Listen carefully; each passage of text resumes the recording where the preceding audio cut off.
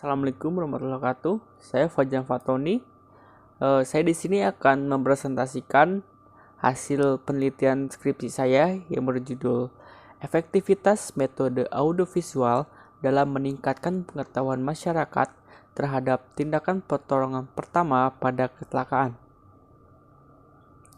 Dengan penguji satu, itu Bapak Topan Heri Wibowo, Eskep NS MAN. Yang kedua, penguji kedua, Ibu Adiratna Skarsiwi Eskep NS MAN. Penguji ketiga, Made Suandika Mkep AOCR NS RN PhD. Untuk bab 1 yaitu pendahuluan. Latar belakang, kecelakaan lalu lintas merupakan salah satu penyebab kematian terbesar di dunia. Diperkirakan kecelakaan lalu lintas yang semula menjadi penyebab kecacatan ke-9 di dunia akan bergerak menjadi penyebab ketiga dunia. Lebih dari 25 tahun mendatang, kecelakaan lalu lintas akan menjadi salah satu masalah kesehatan dunia yang berkembang paling pesat. Lanjutnya, pertolongan pertama. Pertolongan pertama adalah memberikan atau pemberian pertolongan dan pengobatan darurat dengan sementara yang dilakukan secara tepat dan tepat. Tujuan utama dari pertolongan pertama yaitu bukan untuk memberikan pengobatan, tetapi suatu usaha untuk mencegah dan melindungi korban dari keparahan yang lebih lanjut akibat kecelakaan. Rumusan masalah. Berdasarkan fenomena yang muncul terkait pengetahuan masyarakat tentang pertolongan pertama pada kecelakaan, maka permasalahan yang diangkat dalam penelitian saya adalah apakah terdapat efektivitas metode audiovisual dalam meningkatkan pengetahuan masyarakat terhadap tindakan pertolongan pertama pada kecelakaan. Untuk tujuan umum, menganalisis efektivitas metode audiovisual dalam meningkatkan pengetahuan masyarakat terhadap pertolongan pertama pada kecelakaan. Untuk tujuan khusus, mengetahui karakteristik responden meliputi usia, jenis kelamin, pendidikan, pekerjaan. Yang kedua, mengidentifikasi tingkat pengetahuan masyarakat sebelum dilakukan edukasi dengan menggunakan metode audiovisual terhadap tingkat pengetahuan pertolongan pertama pada kecelakaan. Yang ketiga, mengidentifikasi tingkat pengetahuan masyarakat sesudah dilakukan. Yang ketiga, mengidentifikasi tingkat pengetahuan masyarakat sesudah dilakukan edukasi dengan menggunakan media audiovisual terhadap tindakan pertolongan pertama pada kecelakaan. Yang keempat, menganalisis pengaruh edukasi menggunakan media audiovisual terhadap tingkat pengetahuan pertolongan pertama pada kecelakaan. Selanjutnya, bab 2 yaitu tujuan pustaka. Kerangka teori. Kecelakaan lalu lintas menyebabkan cedera pada korban kecelakaan. Cedera pada korban kecelakaan memerlukan pertolongan pertama pada kecelakaan. Pertolongan pertama pada kecelakaan dipengaruhi oleh pengetahuan. Nah, pengetahuan itu terdapat faktor-faktor yang mempengaruhinya, yaitu yang pertama ada pendidikan, informasi atau media massa, pekerjaan, sosial budaya, dan ekonomi, lingkungan, dan yang terakhir usia. Pertolongan pertama pada kecelakaan perlunya ada tindakan, yaitu pertolongan pertama pada kecelakaan. Yang kedua, perawatan pada pendarahan tersebut. Pertolongan pertama pada patah tulang atau fraktur. Selanjutnya, kerangka konsep. Kerangka konsep pada penelitian ini terdapat dua variabel, yaitu yang pertama variabel independen, yaitu pendidikan kesehatan dengan metode audiovisual. Dan yang kedua, variabel dependennya, pengetahuan masyarakat terhadap pertolongan pertama pada kecelakaan. Hipotesis. Untuk H0-nya, tidak ada pengaruh pendidikan kesehatan dengan metode audiovisual terhadap tingkat pengetahuan masyarakat tentang pertolongan pertama pada kecelakaan. Untuk HA, ada pengaruh pendidikan kesehatan dengan metode audiovisual terhadap tingkat pengetahuan masyarakat tentang pertolongan pertama pada kecelakaan. Selanjutnya, bab 3, yaitu metode penelitian. Jenis dan rancangan penelitian. Penelitian ini saya menggunakan metode penelitian eksperimental, yaitu dengan desain penelitian yang dilakukan menggunakan desain pre-eksperimen dengan jenis one group pre-test post-test, terdiri atas satu kelompok tanpa adanya kontrol. Untuk lokasi penelitian ini telah dilakukan di Desa Bingkeng, Kecamatan Derhur, Kabupaten Cilacap. Untuk waktu penelitiannya dari mulai Desember 2020 sampai Agustus 2021.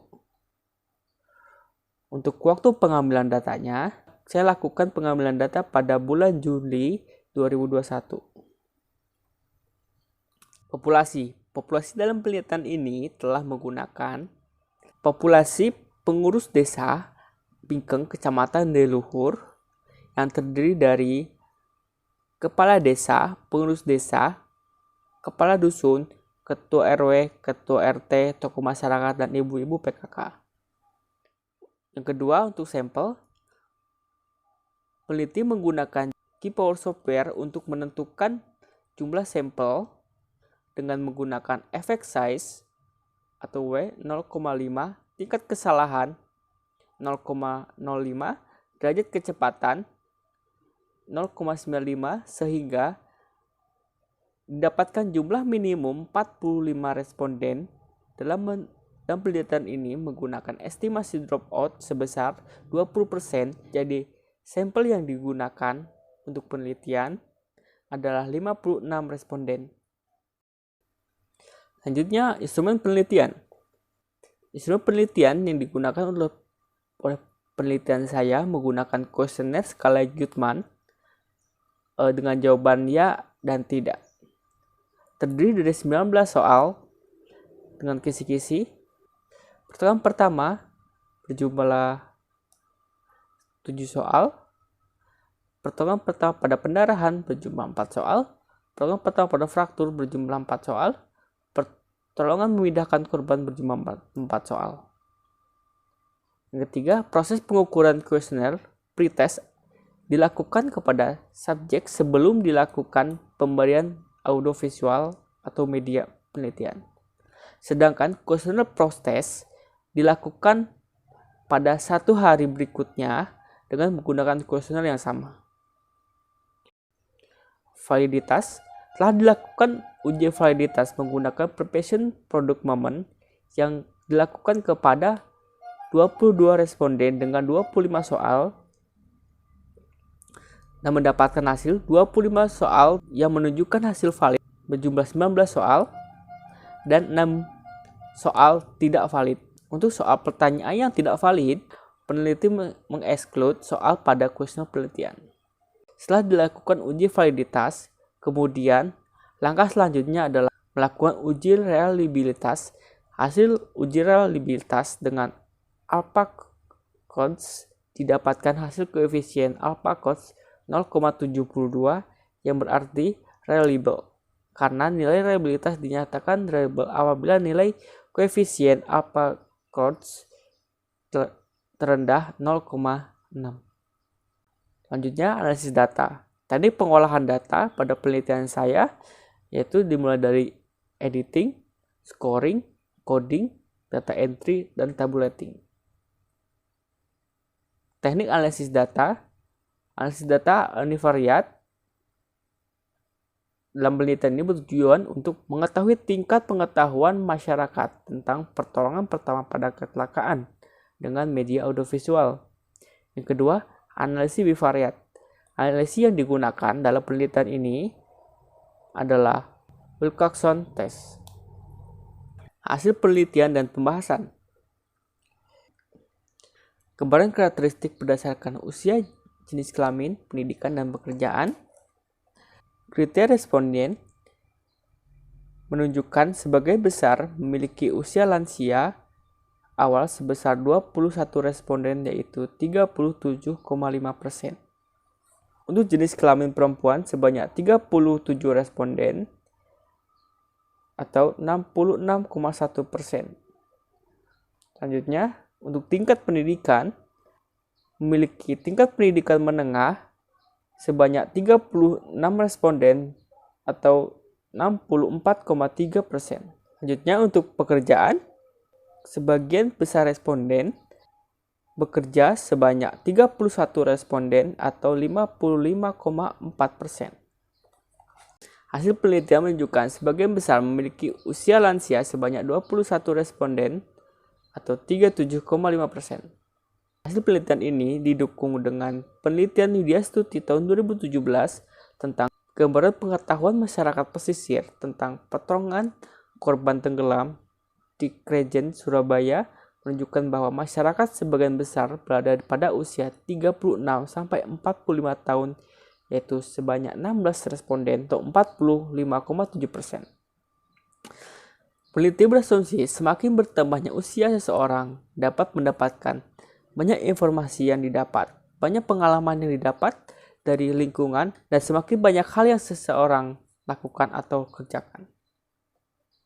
Selanjutnya, hasil penelitian mendapatkan jenis kelamin perempuan sebanyak 37 responden atau 66,1%.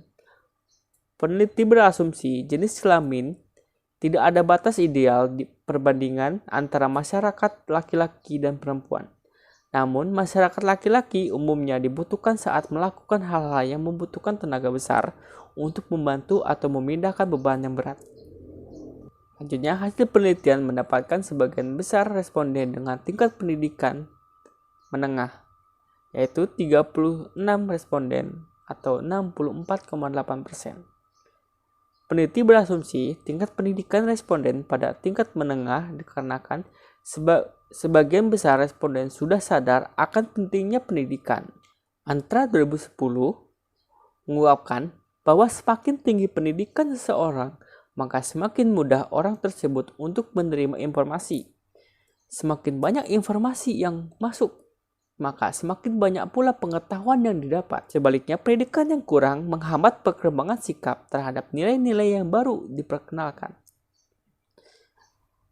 Selanjutnya, hasil penelitian mendapatkan hasil besar responden bekerja sebanyak 31 responden atau 55,4%.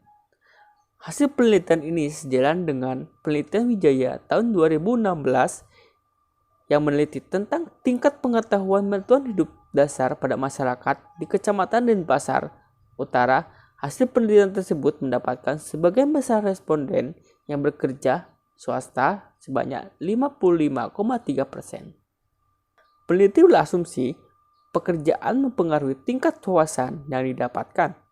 Seseorang yang telah bekerja untuk pengalaman, seseorang yang telah bekerja memiliki pengalaman yang lebih luas dibandingkan orang yang tidak bekerja.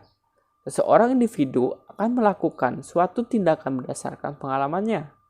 Seseorang yang pengalaman akan melakukan tindakan sesuai ketentuan yang mereka kenal dan tidak merasa canggung dalam tindakan.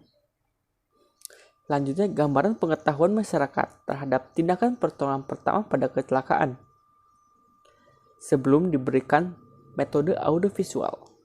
Peneliti berasumsi hal ini menunjukkan bahwa pengetahuan masyarakat terhadap pertolongan pertama pada kecelakaan lalu lintas termasuk dalam kategori baik, menunjukkan sebagian besar masyarakat sudah mulai sadar tentang pentingnya melakukan pertolongan pertama pada kecelakaan lalu lintas. Hal ini karena pengetahuan masyarakat didapatkan dari lingkungan, media informasi, pengalaman, informasi dari lingkungan sekitar, atau dari media elektronik seperti internet dan yang lainnya. Hal ini didukung dengan pernyataan Chow tahun 2018 yang menyatakan bahwa pertolongan pertama sangat penting perannya jika berada dalam keadaan yang tidak diharapkan seperti kecelakaan. Masyarakat sudah banyak yang mengetahui pentingnya pertolongan pertama, namun tidak sampai pada tahap pembelajaran. Selain itu, masyarakat beranggapan bahwa pertolongan pertama berguna ketika situasi gawat darurat yang mungkin tidak akan mereka alami. Selanjutnya, hasil penelitian lainnya yang dilakukan oleh Ramli tahun 2019 menunjukkan adanya perbedaan pengetahuan sebelum dan setelah diberikan pendidikan kesehatan, di mana pengetahuan kategori baik mengalami peningkatan dari 63% menjadi 95%. Sedangkan pengetahuan kurang baik mengalami penurunan dari 36% menjadi 4,5% setelah dilakukan pendidikan kesehatan. Gambaran pengetahuan masyarakat terhadap tindakan pertolongan pertama pada kecelakaan sesudah diberikan metode audiovisual. Pengetahuan masyarakat sesudah diberikan metode audiovisual, hampir seluruh responden memiliki pengetahuan baik. Sebanyak 55 responden atau 98,2%. Peneliti berasumsi bahwa setelah diberikan media audiovisual, hampir seluruh mengalami peningkatan pengetahuan. Hal ini dapat terjadi karena faktor dari responden telah mendapatkan paparan informasi terkait peningkatan pengetahuan terhadap tindakan pertolongan pertama pada kecelakaan sebelumnya melalui media lain seperti internet, informasi dari teman, media sosial, televisi, koran, lingkungan, dan yang lainnya. Pendidikan responden yang lebih baik membuat responden mudah dalam menerima informasi yang dapat meningkatkan kemampuan dan pemahaman pengetahuan responden. Hasil penelitian dari Willia tahun 2020 menyebutkan responden memiliki pengetahuan baik pada saat sebelum dilakukan tindakan dan meningkat pada saat sesudah dilakukan tindakan. Dari hasil penelitian tersebut membuktikan bahwa penyampaian informasi dengan penyuluhan kesehatan melalui media audiovisual dapat merubah tingkat pengetahuan. Media audiovisual memang dianggap mampu untuk memberikan gambaran secara lebih jelas dan lebih menarik sebagai media untuk menyampaikan pesan penyuluhan kesehatan, di mana dianggap mampu untuk menyampaikan pesan yang terkandung dalam media dengan baik kepada audiens. Selanjutnya, efektivitas metode audiovisual dalam meningkatkan pengetahuan masyarakat terhadap tindakan pertolongan pertama pada kecelakaan. Dari hasil penelitian didapatkan setelah dilakukan pemberian metode audiovisual, total 14 responden mengalami peningkatan pengetahuan. Dari hasil uji Wilcoxon didapatkan nilai p-value 0,0001 lebih kecil daripada 0,05. Hal ini menunjukkan adanya pengaruh pemberian metode audiovisual dalam meningkatkan pengetahuan masyarakat terhadap tindakan pertolongan pertama pada kecelakaan. Mubarak tahun 2012 menyatakan bahwa media audiovisual dianggap mampu untuk memberikan gambaran secara lebih jelas dan lebih menarik sebagai media untuk menyampaikan pesan penyuluhan kesehatan, mampu untuk menyampaikan pesan yang terkandung dalam media dengan baik. Penelitian lainnya juga dilakukan oleh Matthew tahun 2013 menyimpulkan bahwa media audiovisual sebagai metode pembelajaran mampu merangsang pemikiran dan meningkatkan pengetahuan mahasiswa di Al-Azhar University, Arab Saudi. Efektivitas penggunaan media audiovisual memberikan informasi dan pengetahuan yang bervariasi dan tidak monoton sehingga siswa dapat mengembangkan dan meningkatkan pemahaman pembelajaran secara mandiri. Selanjutnya, kesimpulan dan saran. Untuk kesimpulan, yang pertama, karakteristik responden sebagai besar memiliki usia lansia sebesar 37,5%, memiliki jenis kelamin perempuan sebesar 66,1%, memiliki tingkat pendidikan menengah sebesar 64,3%, dan bekerja sebanyak 55,4%. Yang kedua, pengetahuan masyarakat terhadap melakukan pertolongan pertama pada kecelakaan sebelum diberikan metode audiovisual sebagai besar memiliki pengetahuan baik sebesar 73,2%. Yang ketiga, pengetahuan masyarakat terhadap tindakan pertolongan pertama pada kecelakaan sesudah diberikan metode audiovisual, hampir seluruh responden memiliki pengetahuan baik sebesar 98,2%. Kesimpulan yang terakhir, ada pengaruh metode audiovisual dalam meningkatkan pengetahuan masyarakat terhadap tindakan pertolongan pertama pada kecelakaan dengan nilai p-value 0,00001 atau lebih kecil dari 0,05. Selanjutnya, saran.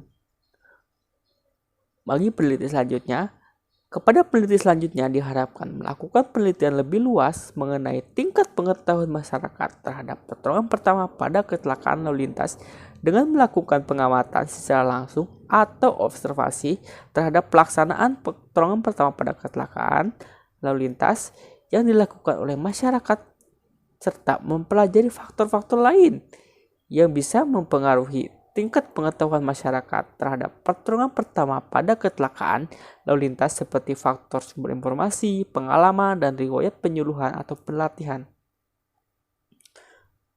Bagi responden, diharapkan masyarakat dapat meningkatkan pengetahuan tentang pertolongan pertama pada kecelakaan lalu lintas dan datang saat diadakan penyuluhan. Terima kasih, itu presentasi dari saya. Kurangnya mohon maaf. Wassalamualaikum warahmatullahi wabarakatuh.